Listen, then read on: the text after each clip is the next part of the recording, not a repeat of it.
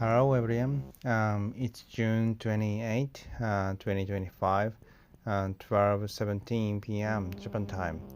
Since it's the weekend, I'd like to share some broader thoughts on the market. Yesterday, both Japanese and US equities showed strong performance.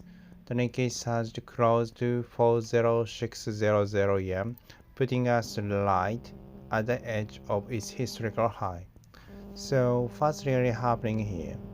At fundamental level, believe the world is shaped by two major forces, the state and the private sector. Every economic movement involves a transfer of money between these two domains.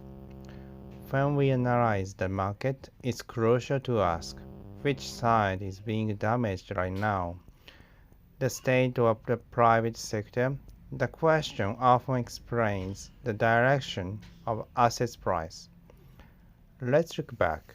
In August 2024, when the Bank of Japan reduced its purchases and triggered a crash, it was essentially the private sector being damaged. Funding costs for corporations rose. Similarly, in April 2025, Trump imposed new tariffs. That too was a form of private sector damage. As a business bore the cost of the new taxation, and the stocks fell again. On the flip side, during the Silicon Valley Bank collapse, what we saw was state-driven monetary expansion, money printing, which fueled a rally. So depending on who is absorbing the shock, markets react very differently. Now, I believe we may be entering a new phase of state level damage, or perhaps more specifically, a state engineered shift. Trump's recent bunker strike on Iran might be one of the most critical turning points in this cycle. It was not just a geopolitical move, it was a signal. Trump made it clear. If Iran still has a nuclear enrichment capacity, the US will strike again. The message is crucial not just for Iran, but for Russia, China, and the broader global south.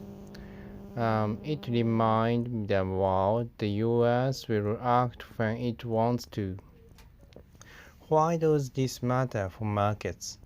Because one of the core causes of inflation since 2022 has been energy supply shock triggered by Russia's invasion of Ukraine. Central banks tried to fight this with a rate hike, but monetary tightening alone cannot fix block supply chains. If certain actors are artificially restricting energy flow, then inflation won't go down no matter how high rates go. That's why this military strike has a second layer. It prevents another energy shock. For AI and the digital economy to serve, we need stable, abundant electricity.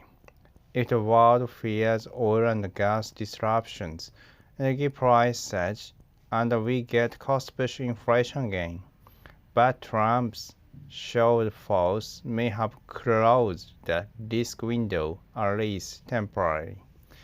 In the sense, the Banga Buster strike was not just a geopolitical statement, it was economic intervention. By neutralizing potential energy disruption, it allows central bank to pivot toward rate cuts. Power is still a caution, yes, but markets are already pricing in more flexibility. So what we're seeing now might be the beginning of a new Trump rally, a shift from private sector destruction to a phase where state-driven currency erosion fuels asset appreciation. In simple terms, if the government print money again, real assets like stocks and real estate rise. This changes the nature of hedging. Before, investors were buying put on the stock shock. Now it may be more like buying puts on the currency itself, protecting against state-led debasement. War is a part of this story too.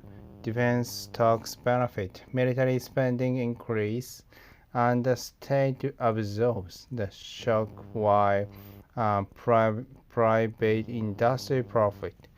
That creates a new different kind of the bull market, one led by public spending and inflationary pressure. But caution is needed. If inflation proves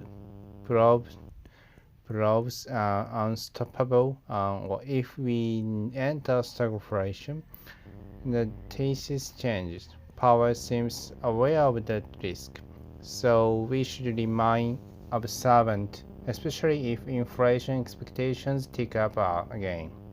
Still, for now, with Trump's aggressive foreign policy, renewed global energy confidence, and AI needs for stable electricity, the second Trump rally may have just begun.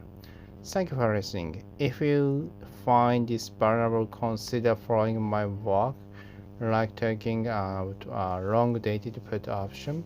I bet that it will pay off over time. Talk to you again tomorrow. Thank you.